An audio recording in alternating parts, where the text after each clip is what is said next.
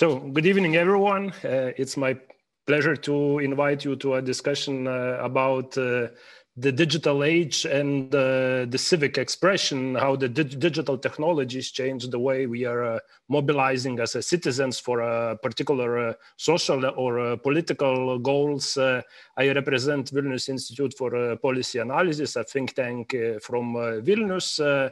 And today with us, we also have people who can discuss this topic not only from theoretical point of view, but are practitioners themselves participating in social movements, organizing them, or witnessing developments from inside. So with us, we have Edwin Senda, who was one of the organizers of the movement Fridays for the Future here in Lithuania. Good evening.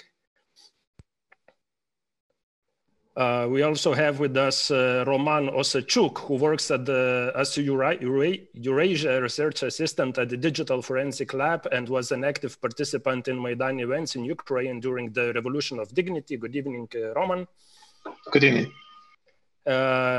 With us is Maximas Milta, who is the head of communication at European Humanities University and now is in Minsk, from where he helps us to better understand the developments happening in Belarus at the moment. Hello, Maximas. Good evening, Donate. Thank you for inviting. Thank you for being with us. And also we have with us Maria Gevorkian, who is one of the organizers of Black Lives Matter March here in Vilnius. Good evening, Maria. Hello.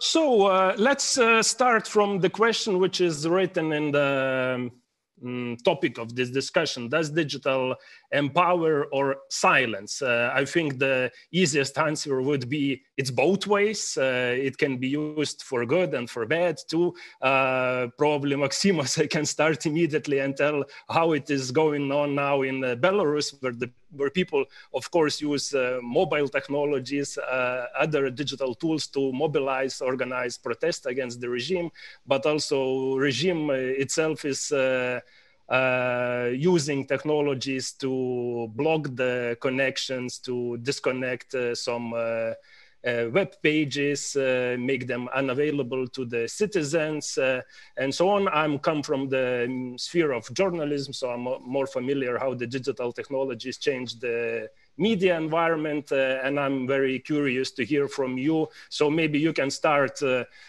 from discussing your experiences from the events that you were organizing, gathering people and so on. How did digital technologies help you?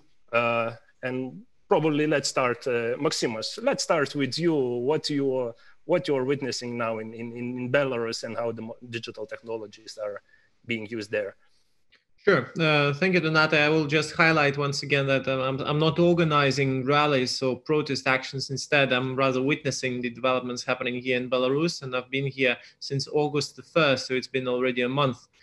And indeed, what we are witnessing here is something that is not only reflected on the technological side, but in overall perspective. This is a genuine grassroots-driven mobilization of people. This is something that represents at its core a horizontal-driven mobilization of people of different ages, of different demography, of different geography than have we ever witnessed before in this country.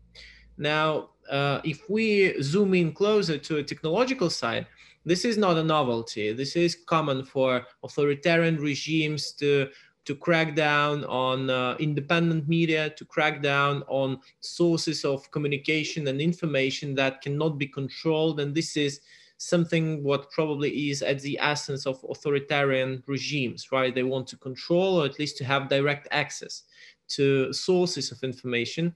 And therefore, whenever technological advancement empowers more people with these tools, and these tools become more, I would say, egalitarian, evidently we see a completely different network, how communication is spread. Now, let's talk retrospectives. I've been living in Belarus for quite a while. I've spent a huge part of my childhood in this country.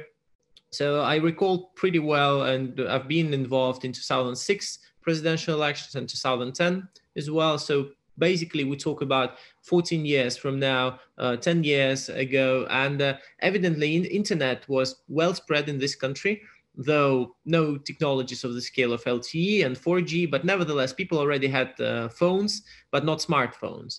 People already were able to surf the web, but they were not able to stream, right?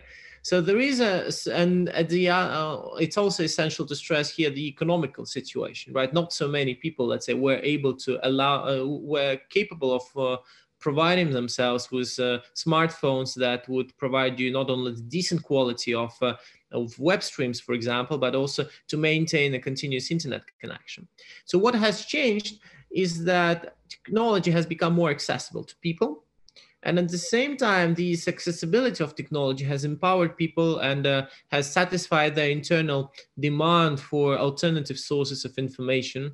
Therefore, in the year 2020, for example, the most vivid manifestation of the crackdown on internet has been here starting from August 9th till August 12th, when in the course of 72 hours, you have a nation of 9.5 million people, which essentially was turned off the internet. Although you could surf the state propaganda media, it can't be really called media; it's rather propaganda instruments.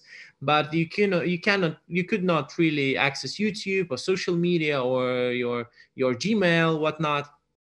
And at the same time, this overall crackdown on internet connection has been instrumental in making a huge step forward for most of people here in the Belarus in learning what is VPN. What does it mean to use proxy connection in order to make your connection to the internet more secure? And lastly, it has given a huge impetus for Telegram Messenger, which differently from Maidan of 2013, 2014, different from Arab Spring, it's not Twitter, it's not WhatsApp. It is Telegram Messenger that is used predominantly in this country and serves as a key instrument of communication.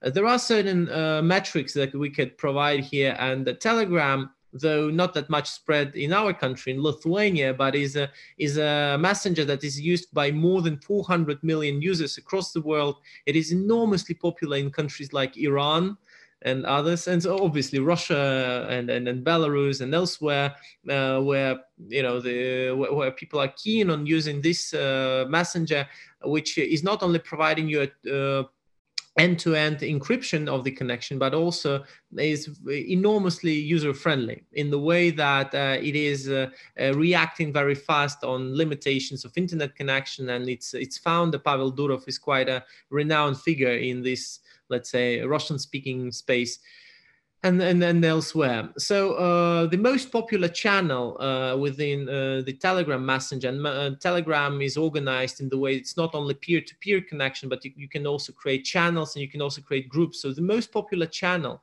that is called Nechta in Belarusian, that stands for something, often mispronounced as Nexta. It's not Nexta, it's Nechta. So before the day of so-called elections, it had roughly 400,000 subscribers, which is quite a decent amount of users, given that we talk Belarus, 9.5 million population in total.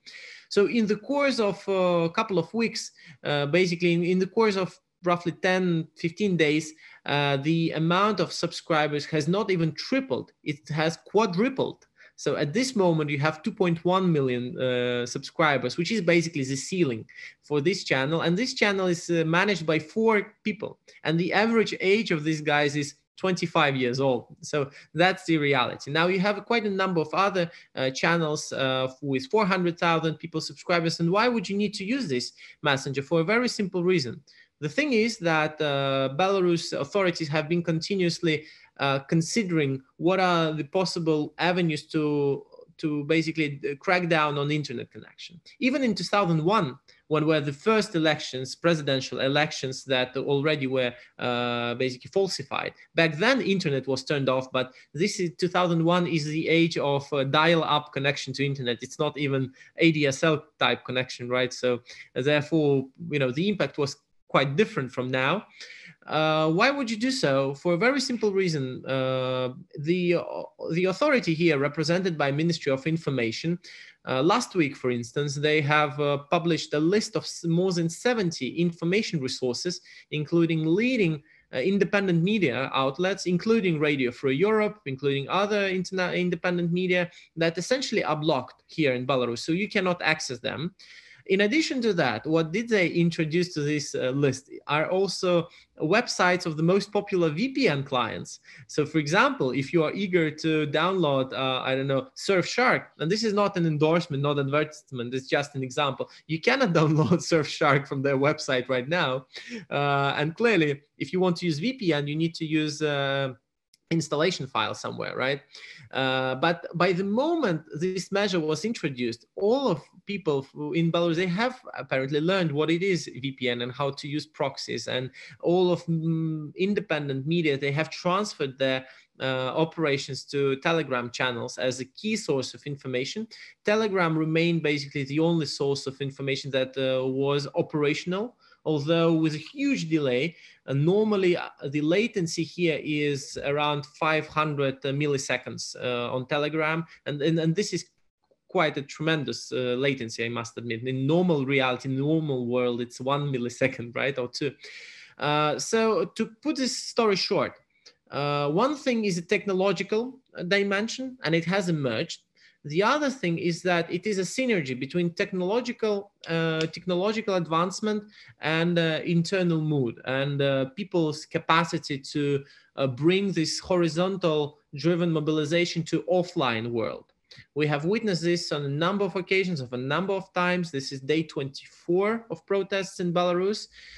Internet was essentially shut off here in Minsk, mobile internet at least, or last Sunday. So it is a common case. Whenever you have a larger rally happening, and we talk not necessarily 200,000 people bringing up together a rally, but we talk even 10,000 of that scale, normally you would have troubles with mobile internet connection.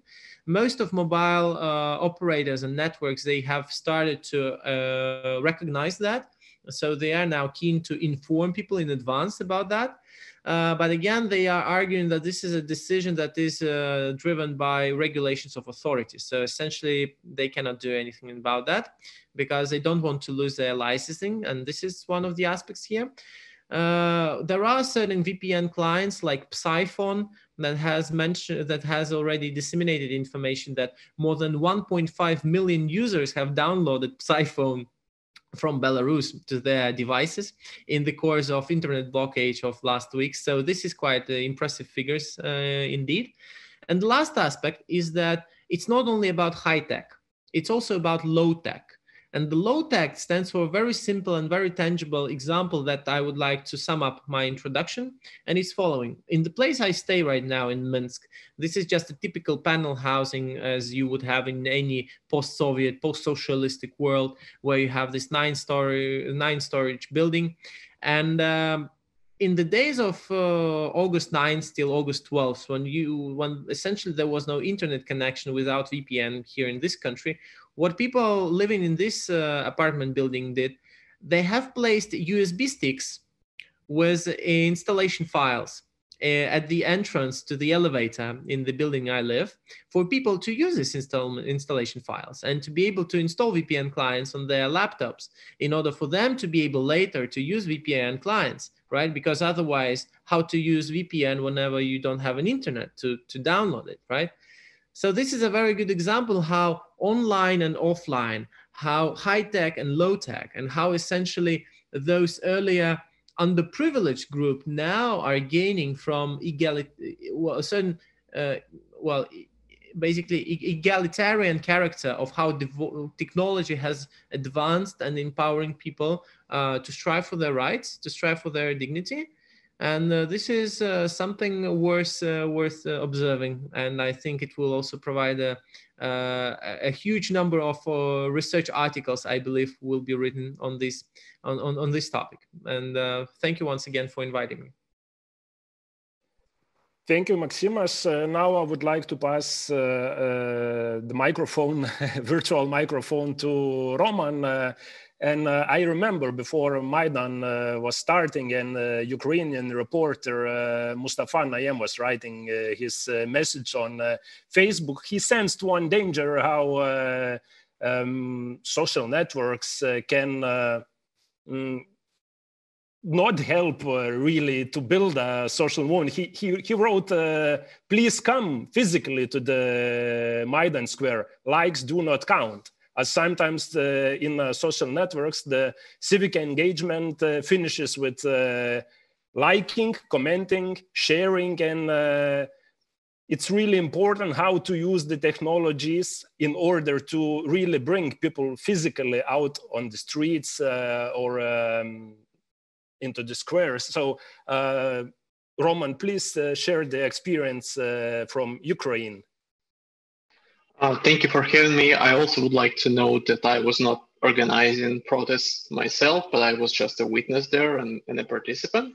So yeah, actually many people think that Euromaidan started from Mustafa Nayyam's famous post on Facebook, where he said that, like, bring warm clothes and come to Maidan and bring your friends.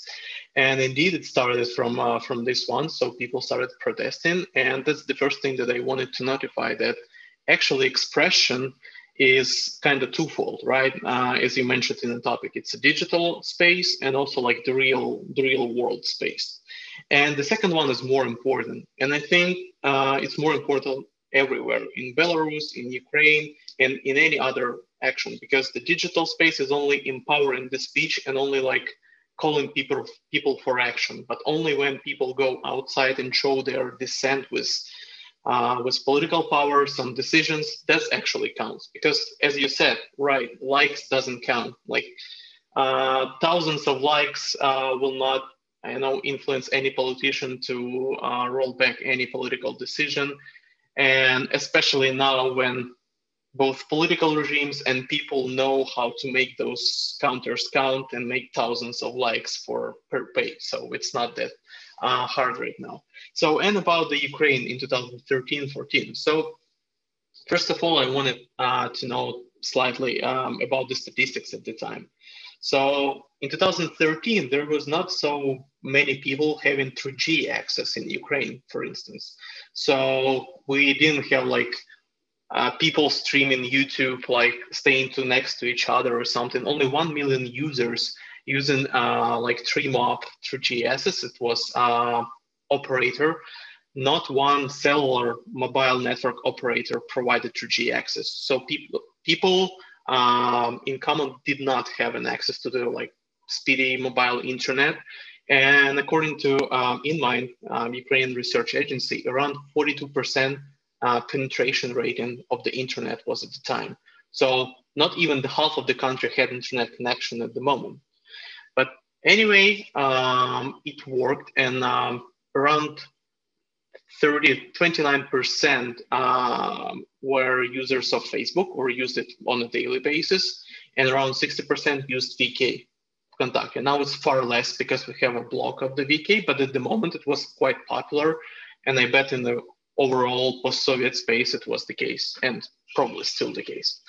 So first of all, some huge communities emerged in Facebook, VK. One of them, it was Euromaidan and Euromaidan SOS. So both of them were dedicated to some news announcements of huge gatherings that usually took place every Sunday.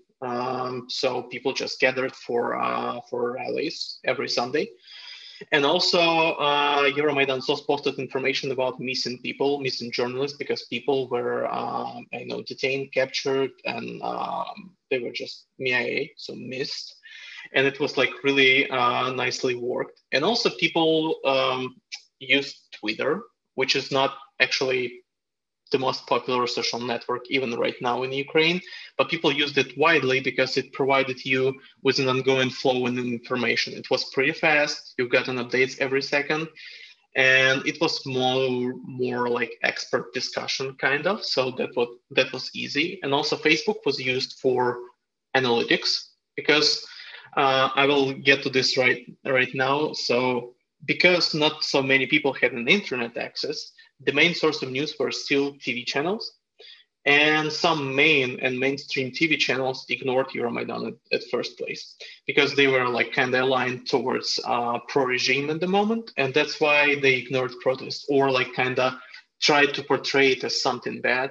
And there was even the case when national broadcaster, the first channel, they got special task to go and find some homeless people in Maidan to portray that it was the protest of the like some homeless people, which was not actually true.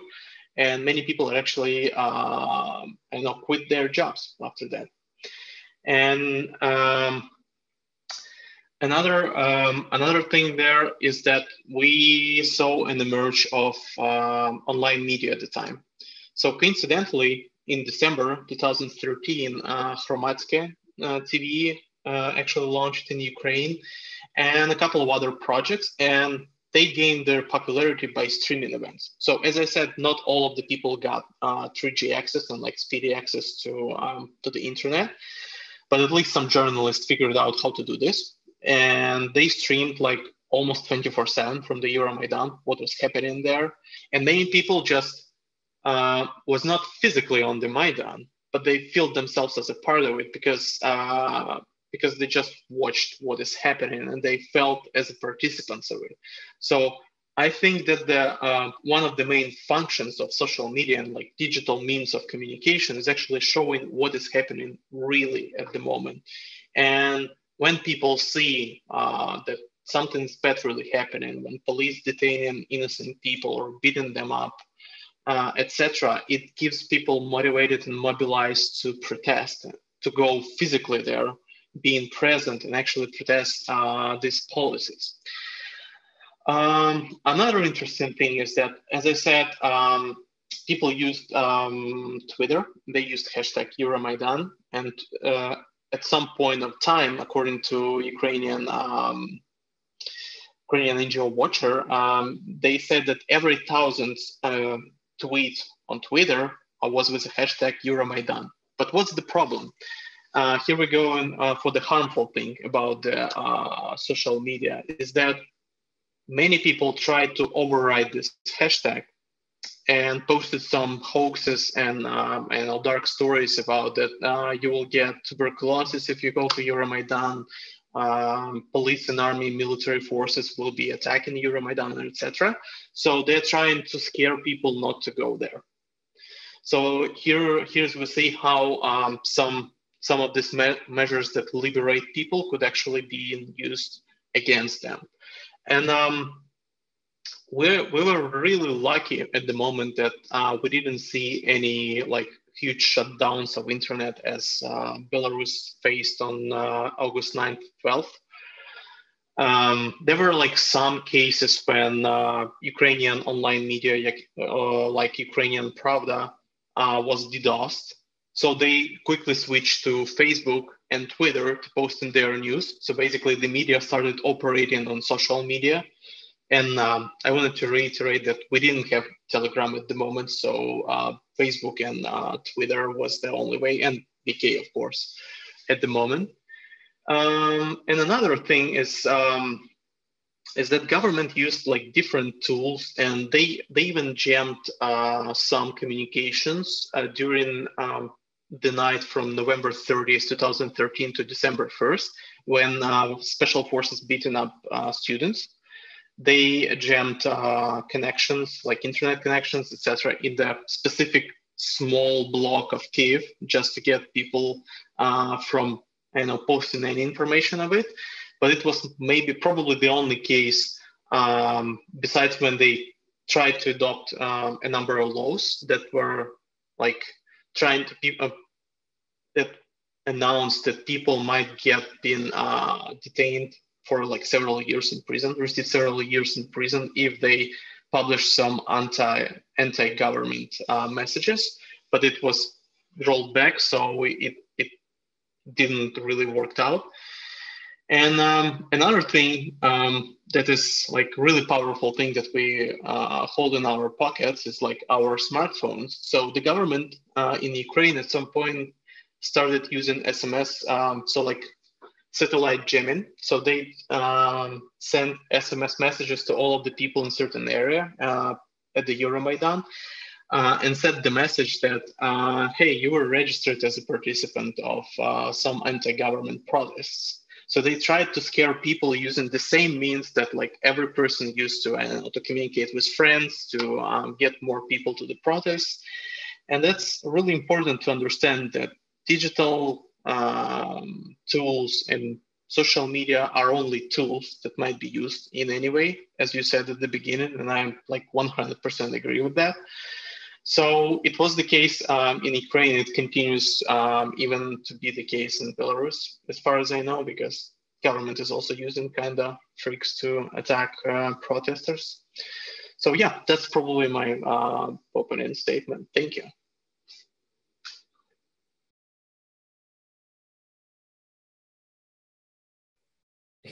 Thank you, Roman. Now, Maria would like to pass the virtual microphone to you. I think many people here in Lithuania were surprised that so many young people came to the march supporting the movement Black Lives Matter. So the question is, even I mean, those who were criticizing the movement were really surprised and said that social problems here in Lithuania do not bring such a crowds out into the streets as the things happening in United States, which I treat as kind of a compliment for you, because you managed to make those events important into the local context. And how did you manage that? And also, how did you use the online digital tools, let's say, to gather the people? So it all started from the fact that I lived in the United States for a couple of years, and unfortunately I had to leave United States since coronavirus happened, and then the whole thing with Black Lives Matter started, and I was really devastated that I couldn't be in the United States to stand for those people, to stand for my friends, to stand for my teachers who are Black and who have to face the oppression all the time. And it's gonna sound funny, but I think as a very young person, I started using social media like a long time ago. And the social media TikTok started going around. It's like very popular now. And I started talking about Black Lives Matter and racism through TikTok. And a lot of Lithuanians, because I'm here now, a lot of Lithuanians kept seeing my videos. And a lot of people were mad about what I was saying because I was talking about Black people and I was trying to, bring more attention to it. But people were getting mad because like, oh, like, why are you talking about this? And they were saying a lot of like bad things and racist things. And I didn't like that, but I still kept talking. And someone one time commented saying, hey, like, don't you want to make your own protest? And I was like, I was thinking about this, but I was like, damn, like nobody's going to come to this protest. And at that time I was gaining a following, and a lot of people actually signed up. And the first day I made the Facebook post of like, hey, like this protest is going to happen. I was thinking like, oh, like 20 people are going to come, nothing too big, we're going to walk with the posters, then we're going to talk about racism, why it's important to talk about this, why it's important to stand for same people as us. We're all one human race, and that's it. Like, why do people with a little bit more of melanin in their skin have to go through oppression and disrespect and racism, And then after 3 days, I saw that there are more than 1,000 people trying to come to this protest. I was really surprised because I didn't know how many people are going to come, who was going to come. And a lot of those people were young teenagers. They were young people who came out to fight for one cause. And it wasn't more of a protest. It was more like a march for Black Lives Matter to show solidarity for what's going on in America. And of course we had haters. It wasn't it wasn't like a perfect protest where there is nothing, you know, nobody's coming to protest against us. And I think that's the biggest thing, where in social media, right before we did the protest, a lot of the people were hating on the event, writing a lot of hateful comments about the things that I would repost. A lot of like the TikTok comments were really, really negative, and it put me down sometimes. And I was like, wow, people actually are negative about this. It's crazy, because we all should be positive and fighting for one cause, but no, someone has to comment some weird things and really not nice things, and we have to put up with this. And I think social media helped us fight this more. Of course, like our situation is so much different than Maxime's or Ramon's, because come on, like our social media is opened up more, like we can talk about this. And actually I had this meeting with a lawyer. I had a lot of like threats, my life threats, from people who were like, why are you doing this? Like, we are gonna kill you, or like, we're gonna come for you, we're gonna find where you live, and we're gonna threaten your family. And this one lawyer said to me that it's good what I'm doing, because at some point I started overthinking everything because of all of the hateful comments I was getting, and because of all the threats I was getting. And this lawyer told me that it's good that I've done this, because it shows me that I actually did something what I needed to do. I actually put people up, and if I would never have negative comments, if I would never get death threats, it wouldn't be like the protests. I wouldn't get the to the goal, to the attention of people that I would have to. So, you know, it's always a negative part of the social media, where it's like we're having this discussion: are we silenced, or are we like putting more attention on something? And I think that a lot of people who are against this are trying to silence it by, you know, saying weird things. They can comment on your post or whatever you're doing in a negative way, for you to think like, damn, am I actually doing the right thing? Like, oh, am I actually getting to some point? But then you get all these amazing comments, people coming out to protest, people coming out to the streets, and you understand that, yes, we are doing a great thing. We're empowering each other. We're empowering people to do something. Because after I did that protest in Lithuania, there were so many more protests happening, because a lot of the comments were like, hey, why don't you fight for this? Because it's happening in Lithuania. Like, why don't you go out for this and for this? I'm sorry, I haven't lived in Lithuania for a long time. And the problems that concern me right now the most are the problems from the United States. Because I live there and I study there, and that's what I pursue. And I am not really into the Lithuanian thing. But whenever I came here, I did that protest. A lot of Lithuanians were so mad. They were so furious. They were like, oh, you didn't do that protest for this person, for this person. Well, I'm sorry. Excuse me. If you want to do that protest, why don't you go do it? Why don't you make that same Facebook post, that same Facebook event, and go out with your people? That's what I think happened after the protest, after our Black Lives Matter march, is that we actually encouraged people to go out to the streets. It's like, fight for whatever you want to. There was a protest a couple of weeks after our protest saying Lithuanian lives matter. It sounds funny, but they were going out for some kind of reason, you know? They were mad about the Black Lives Matter march, but they also wanted to make their own protest of Lithuanian lives matter. I'm sorry, but Lithuanians are not oppressed. As for example, for Ukraine or Belarus or Black people. People are not oppressed in Lithuania, but they still wanted to do that protest. I mean, sure, do it. And we encouraged people to do those protests. After that, I saw Belarusian people just coming together in Vilnius and center, and they were all talking about the problems in Belarus. And actually, I was like, wow, this is amazing. Like, people are standing here with flags, and I was like, this is amazing, because we encourage people to go out. And I think with social media here in Lithuania, at least with the younger generation social medias, for example, Instagram or TikTok, we brought a lot of people together, because while I was talking about racism, my following was growing, and a lot of people were wanting to go out to the streets or like support this cause. And I was, as I said, I was scared that nobody's gonna come. But I think with social media and the way you empower people to talk about certain stuff, when you have social media and you talk about certain things, it empowers people. They're like, wow, okay, this is actually what's going on in the world, and I think we should all fight for it. As a young generation, we all have change to make. We have people who watch us. So for me, as a young person who can spread the word, I think it's a really good way to do it through social media.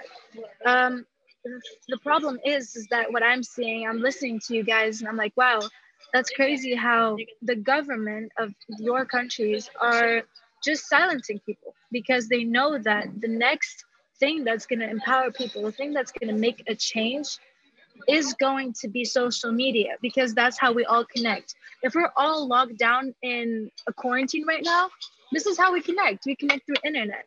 And I think the government is trying to silence us through every single way. If we don't come out to the streets, they're going to silence us on social media. They silence us on social media, we go out and fight more. And I think that it's really unfortunate that certain countries have to go through this, that there's this dictatorship vibe that like, oh, yeah, you have social media, you're trying to talk about something, well, I'm going to shut it down. I'm going to shut your internet down. I'm going to silence you as much as I can because I don't want my people to talk the truth because they know they can be put down by social media and a newer generation that's trying to fight something that's not right. So I think it's very important to have social media, to talk through social media about certain things. But in my case, it was really helpful. I empowered a lot of people to do certain things. We went out and protested, and it was a great movement that we made. And I'm still talking about certain things on social media, same with like women's rights, feminism, about body shaming, animals, whatever it is. Through social media, we can fight a lot of things. And hopefully, very, very soon, our newer generation is gonna um, come out and help our world, I guess, because right now we're kind of stuck between like older people who are trying to silence the younger because we're so stupid. We are so, we don't have brains. We use social media for stupid things. No, we don't. We do a lot of great things on social media. And I think social media is the future to empower people to do a lot of great things. So yeah, I think that's how I think about it. Thank you, Maria. And now, Edvinas, your turn. Thanks for listening so patiently. Fridays for Future was a activity that was lasting long term. And the important question is here how to make people commit to the cause, not once, like one Friday, but to achieve this long-term commitment to a particular goal. So please share your experience. Yeah, okay, so yeah, for the longevity of the movements, technology does help. Like when I was thinking about what I should say for my opening speech, is that technology lets us be more effective with our free time in Fridays for Future movement, because we are doing this for in our free time, and we can't have a lot of effort put into it because of that. Like we don't get paid for this, and like, sorry, I messed up my notes for this talk. Yeah, so I guess I could start with saying how we started out, because like in Vilnius, there was a really small group of people who wanted to create Fridays for Future initiative in Lithuania. And maybe a group of 10 people started doing this. We started to promote our events or performances, marches, whatever, on Facebook. And without too many connections, with no expertise in activism, we started gathering people, and that was really good. Like honestly, I don't even know how we would get so many people. Like we had a march last year in September. There were like a few hundred people there. Like I have no idea how we could get that many people without social media. Uh, yes, because like it would be really interesting to talk with some older activists how they manage to do things like that. I would imagine you would need bigger organizations. You would need a lot more planning. And yes, in Vilnius, a small group of people did it. In Kaunas, there's also Fridays for Future. In Kaunas, one girl just texted us. We were already active at that time. We met up with her. We talked about how we are organizing. And then she just created a Facebook page. She just created a Facebook event. Some people came, she talked with them, and they became Fridays for Future Kaunas. And it was really easy. There's not a lot of effort involved if you are really passionate about the topic and if you are willing to spend some of your time.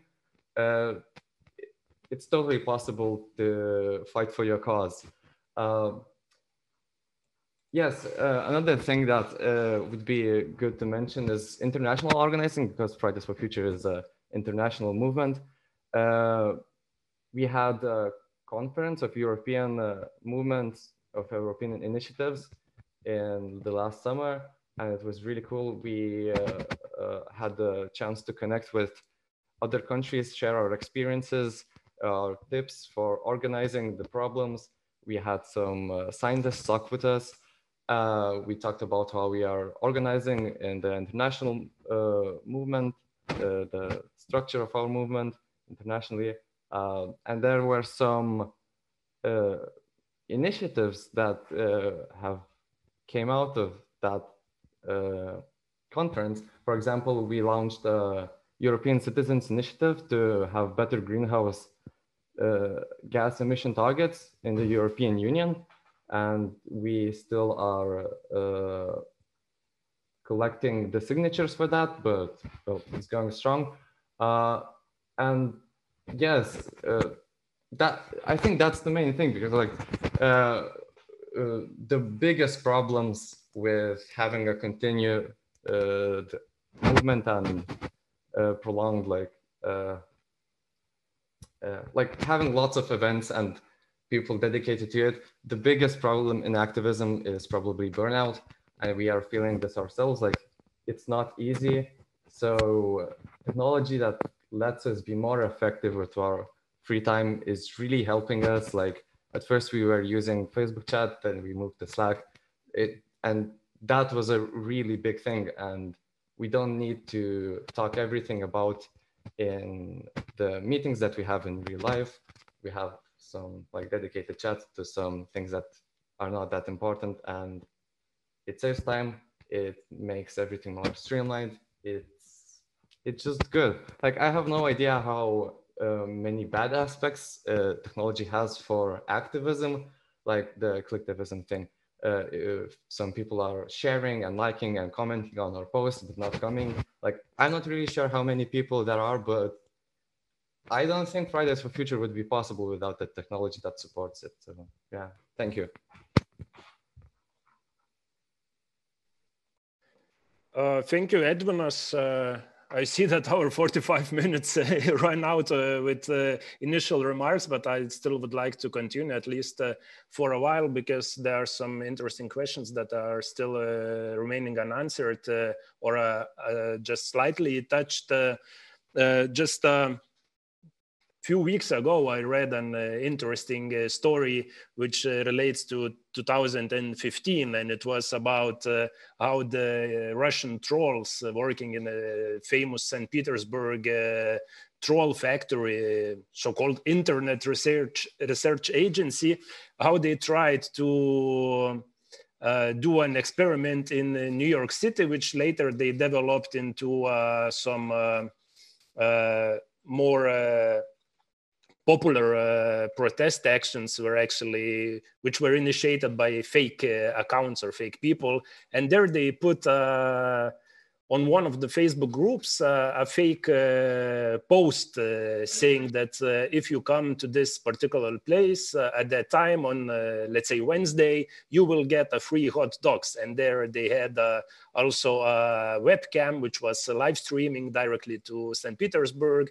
And they gathered in front of the computer monitor and were looking at what was happening. And they saw people coming and looking around, looking for where they could claim their free hot dog. Of course, there was nothing, so they left disappointed. But actually, it was a sign for those trolls in St. Petersburg that they, from there, they could influence the things happening in far away countries, and they could themselves probably organize protests, street gatherings, and so on, which actually puts a question about digital literacy or media literacy skills, and actually if our education at the moment is adequate to understand the challenges which come from the digital space. Roman, I would probably start from you, because the Affair Lab is working with disinformation a lot. You are working with the projects that try to educate people to be more cautious and responsible users. So what needs to be done? That's a wonderful question, and the question that doesn't have an answer yet, I would say, something like this, because there's like a multifaceted problem. It's not something that might be cured by one governmental decision or like some personal decision. It's just more than that. So in general, people need to be more cautious about what they are consuming, what kind of information they are like reading. And basically there is the term called like news diet. So it's something that we have like nutrition in real life, like that we get from food. So people need to treat information as a food thing and kind of like be more cautious of what they consume. And yeah, so it's digital literacy, first of all. It's the understanding of what kind of resources are you reading information from, who owning them, what is their editorial policy, and again, maybe critical thinking for people. So just prevalence. I don't know how you can teach actually people be more cold-headed and analyze every piece of information that they face every day, because it's like almost impossible. And like emotions are always like making us blind and just like wanna push this share button without even like trying to check the information, but it is not the right thing to do. And what we are doing at DFR Lab, we're showing different techniques of how the disinformation is actually travels around the world, how actors are using some tricks to promote certain information, or as you said, like con people into some non-existent like rallies. And there was the case again in the US when they both, I know, nudged people from anti-Trump and pro-Trump protesters to protest at the same place at the same time. So these kind of techniques, they will be evolving, and we need to evolve as well. But the main thing is that a lot of work should be done by many actors, by the governments, educational institutions, just to teach people like maybe basic skills on how to work with information, because of right now we are having tons of information, and it is actually kind of impossible for most of people to understand and let's I don't know, put aside to read everything. And that's why we're using some mental shortcuts to avoid any information that we seem uncomfortable. And organizations like ours and the fact checkers all around the world are trying to do their best, but their efforts are only like partial solution. So there are like many actors should be involved into this, and the people themselves and their interests, and serendipity for the truth should prevail over emotions. Thank you. Maybe Maximus and the others, you have to add something, because it's really important question how to empower people, not only to organize themselves, but also empower in a way that they would be more immune to the attempts to manipulate their attitudes, fears, beliefs, and anything that can be exploited by the malicious powers. Indeed, I'll be happy to share some insight on that as well. There is a huge discussion on resilience building, right? On how to make sure that people in countries that are either in transition period or are trying to cope and to strive for freedom in authoritarian regimes or even elsewhere in the democratic world, how we make sure that there is this resilience building embodied as a genuine part of, as education system, because inevitably this is something that must appear as at a certain moment in the education process for children, right? Whether we talk primary school or secondary school, this is as crucial as what Roman was saying about nutrition, right? You have a certain, a certain regulation, a certain assumption of what is making harm to your health, right? We talk about your physical health, and there are other manifestations of fraud, of disinformation that are harming not only your psychological state, but they can make some social harm, right? So how do you make sure that you are capable of resisting that?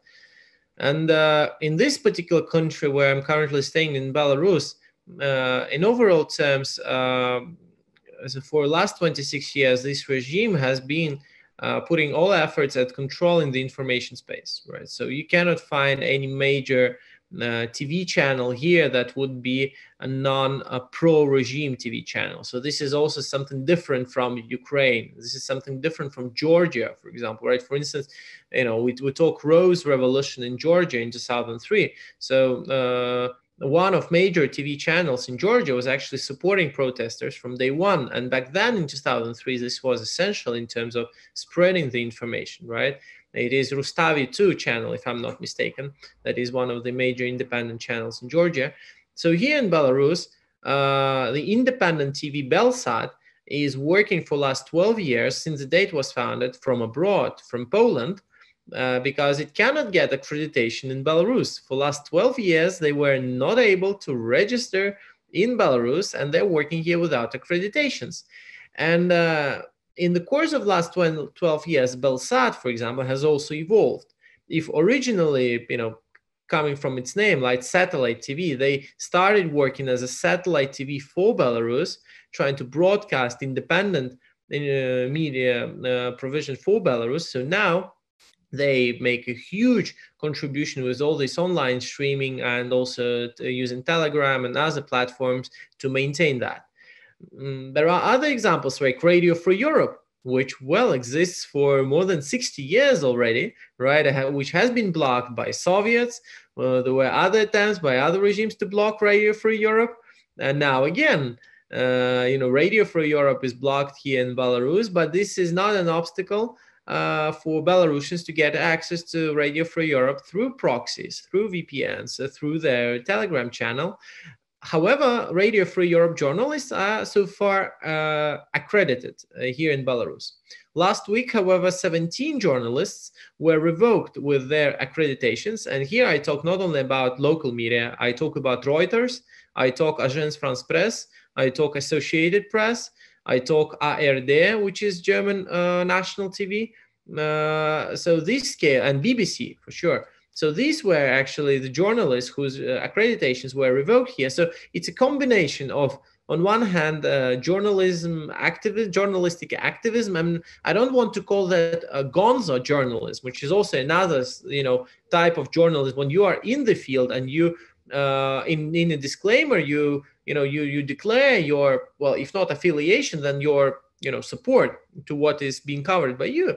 No, I'm rather talking about sufficient sufficient presence in the field, right? When you can provide this information. And now in 2020, you no more need people with heavy Canon or Nikon cameras, right, to take photos, right? Everyone can do that. It's a question of, well, artistic capacity, but nevertheless. So, and in this case, it's a combination of all these tools being set together and supplementing one another, right? And indeed, this is a real-time, in a way, feeling. However, I would say the strength of what is happening here also in Belarus is that it's a, well, relatively compact country, although 3 times larger than Lithuania in terms of population and size. Still, it's not that huge as Ukraine is, because Ukraine is, well, one of the largest, if not the largest country in Europe. Belarus is a relatively smaller one, right?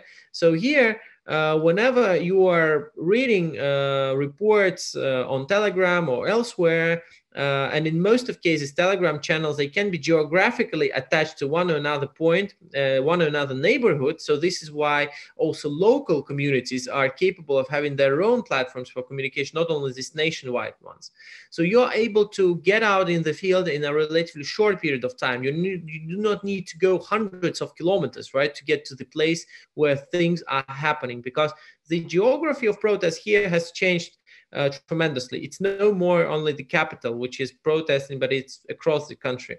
So long story short, resilience building is essential here. It must become a part of curriculum. There is no other way to do that rather than embodying that to curriculum. And then inevitably it's learning by doing, right? People here, as more fakes you are confronted with, more eager you are to actually pay attention to, how to select information, but it takes a while. It takes a while for people, to pursue that. And I think irony and humor are also effective tools in countering that. And the incredible posters that people are bringing out here in Belarus is one of the better examples of how you can also counter fakes, counter propaganda, and strive for your rights. Maria, maybe your impressions about what needs to be done in order to empower people to increase their media literacy, because here we can speak about this popular saying that the young generation is the natives of the digital world and the older generation are immigrants. So from this point of view, even some youngsters can teach their parents, their granddads, grandmothers, not vice versa, as is usually in the schools, universities, and etc. Yeah, so I was thinking about how after our protest in Vilnius, some of my friends, we were a bit frustrated because after thousands of people came to the protest, after that, only several spoke up about it on social media, continuing to talk about it, continuing to post certain things, have uncomfortable conversations with their families. And I've learned this, that you have to talk to the elderly people very calmly, very trying to like prove your point through their point. They're trying to prove you something. They're like screaming at you. They're like coming at your face, but you calmly tell them, oh, but how about this? You do this, you do that, and kind of play around with what they're saying and saying certain things that like plays around with their mind. Because when I just started the whole thing with Black Lives Matter, I was talking to my family about it, and they were really, really annoyed by me because, they didn't want to change their opinion. They were just like sitting in that like mindset of like, no, this is unacceptable. This is not right. And then I kind of talked to them. I kind of like massaged them in. And, at some point, my mom, when I started posting about it on Facebook, a lot of my mom's friends and my dad's friends were like very confused of like, oh, why is she doing that? Why would she ever say certain things? And my mom actually stood up for me, because at this point I wasn't replying to comments. I was replying to the ones that was important to reply to.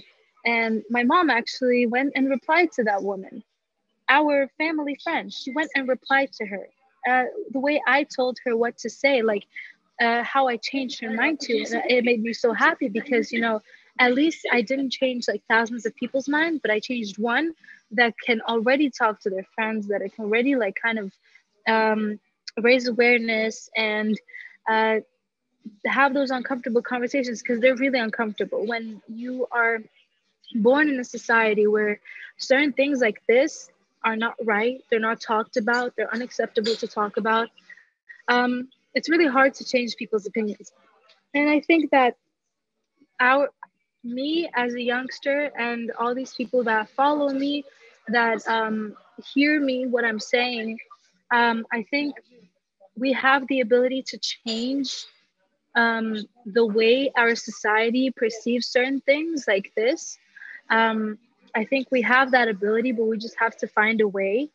There's like a joke on social media that Gen Zs are like the strongest generation on planet Earth, that they tricked Donald Trump and his rally onto like thousands of people coming, but actually nobody came, like only a couple hundred of people came. And, you know, he was devastated. It was talked about on the news, and it's like, oh my God, TikTok kids, they did this, they did that, they're so horrible. And I think that we are slowly but surely showing our power, that through social media, we can do anything. If we want to, we can raise awareness. If we want to, we can shut down certain things. We can, and I think that that shows the older generations that, damn, like social media is the next big thing. It is already the big thing. And I think that they're going to really soon understand that if you don't have social media, if you can't talk on it, you're not going to get anywhere, because spreading the world through how it was decades ago, and people would like, it was like a broken telephone. I'm telling you this, you're telling that person that. And it's like this chain of people talking and talking and talking. Now it's how many people see your social media. It's how many people see your post on Instagram. And it's like, well, keep up, you know, like your older generation, keep up, you know, do your thing. Try to keep up with what we're doing, because we're really fast. We can change the world like this if we want to. And we are slowly but surely doing. Unfortunately, we have older people in power, older men in power, if we talk straightforward, older men who control us. You know, they want to control us. They don't want us to control them. But what we're showing very slowly, that we can actually control them, because they're older. They didn't learn what we learned so quickly, like social media and the internet. So they're kind of scared of us. And now they're trying to shut us down, but we're not letting them, because we're not going to let them. If they shut down our social medias, we're going to go out to the streets. Because, for example, with the Black Lives Matter protests, we there were a lot of news channels that were spreading a lot of false information.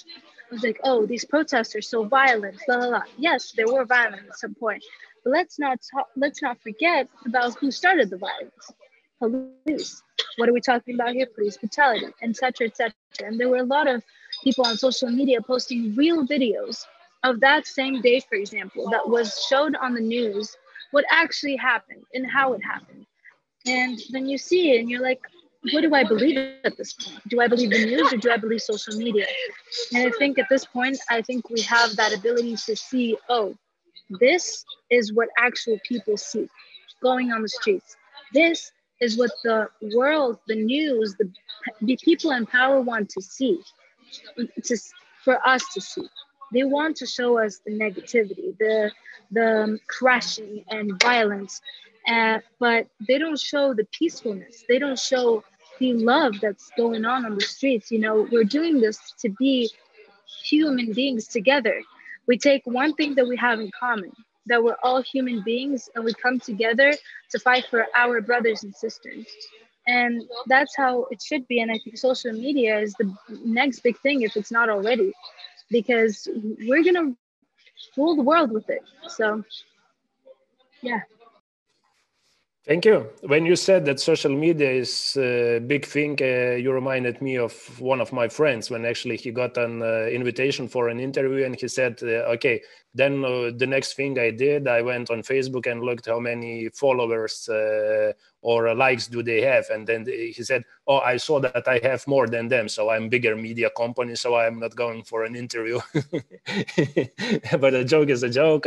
It speaks also not only about the numbers, but about the responsibility that those who have those followers have towards the society. And Edwin, now I would like to give floor to you. Maybe you can summarize our discussion on what needs to be done in order to educate a more responsible attitude towards those technologies that we can, as we said, use for both good and bad. Yeah, so at least in the topic of climate crisis, I haven't seen that much misinformation between the younger people and older as well. Yeah, and it was surprising for me that during our demonstrations, like we talked with quite a bit of people that were just passing by, and most of them were either supportive of us or they weren't really aware of how big the problems are with the climate. So I haven't seen people who are, well, I have seen some people who are climate deniers, but not that much like in real life. But when we have bigger events that attract media attention, for example, in websites like Delfelte or something like that, in the comments, there's like quite a lot of hate. There's lots of conspiracy theories and things like that. So for me, it feels like all the misinformation coming online that you see is coming from a small subset of loud people. And I believe that everyone can learn to be more critical of things that they see on the internet. You just have to keep reminding, and you have to keep talking about this thing. Like younger people, for me, it seems that they are more aware of this thing because they are using social media and the internet much more. Some older people are just starting to use Facebook, for example. My mom downloaded like 2 months ago or something like that. So they have to get used to it, and they have to understand that not everything is true there. So I think it will just take some time for everyone to catch up and to learn about this. And you just have to keep reminding about it. That's my opinion. Thank you, and I would like to thank all those who shared their insights about what needs to be done, about what's happening, and how they were involved in organizing different initiatives. I was very glad to moderate this discussion, which I think gave some important insights, but also raised many questions that still need to be discussed and answered. So thank you a lot, and good luck in your future initiatives, both in education or organization of social movements, which bring democratization to our society. Thank you. Thank you. Thank you. Thank you. Thank you.